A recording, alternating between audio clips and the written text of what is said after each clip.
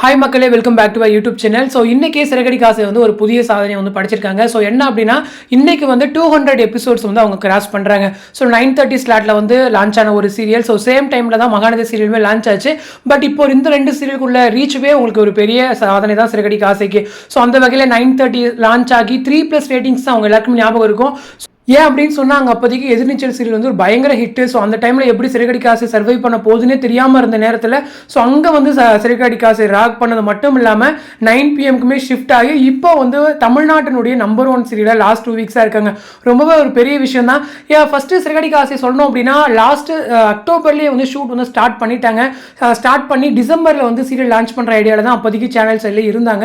But சில ரீசன்ஸ்னால, அதாவது Sun டிவியில் வந்து ரோஜா சீரியல் என் பண்ணி இனியா சீரியல் லான்ச் ஆகிறதுனாலையும் ஜீல வந்து கேடி சீரியல் லான்ச் ஆக போகுது அப்படின்ற இன்ஃபோஸ்லாம் கிடைச்சதுனால பாரதி கண்ணம்மா சீசன் 1 வந்து கொஞ்ச நாளைக்கு எக்ஸ்டெண்ட் பண்ணிட்டு சிறகடி காசை வந்து பிக் பாஸ்க்கு ரீப்ளேஸ்மெண்ட்டாக வந்து கொண்டு வந்தாங்க.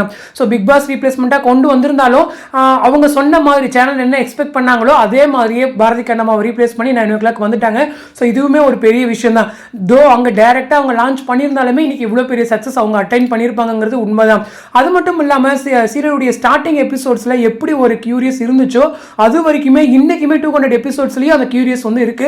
ஸோ அதுதான் டீமுடைய மிகப்பெரிய சக்ஸஸ் அப்படின்னு நானுமே சொல்வேன். ஸோ ஒரு நியூ ஃபேஸஸ் வெற்றி வசந்த், ஸோ அவர் என்ன பண்ண போறாரு அப்படின்னு யோசிச்சுட்டு இருந்த நேரத்தில் ஒரு சின்ன திரையினுடைய விஜய் சேதுபதின்ற ஒரு பட்டம் வாங்குற அளவுக்கு அவருடைய நடிப்பை கொட்டியிருக்காருன்றது உண்மைதான். அதே போல பிரியா பாலகுமாரன், ஸோ அவங்க வந்து வேலைக்காரன் சீரியலில் பண்ணிட்டு இருக்கும்போது ஸோ இவங்கெல்லாம் ஏன்பா கொண்டு வரீங்கன்னு சொல்லி நானுமே நிறைய கமெண்ட்ஸ் வந்து பார்த்துருக்கேன். ஏன்னா ஸ்டார்டிங் ஸ்டேஜ் ஆஃப் என்னுடைய பேஜஸில் வந்து நான் இவங்க தான் பண்ணுறாங்கன்னு சொல்லும்போது அவ்வளோ நெகட்டிவ் கமெண்ட்ஸ்லாம் அவங்களுக்குமே வந்துருந்துச்சு.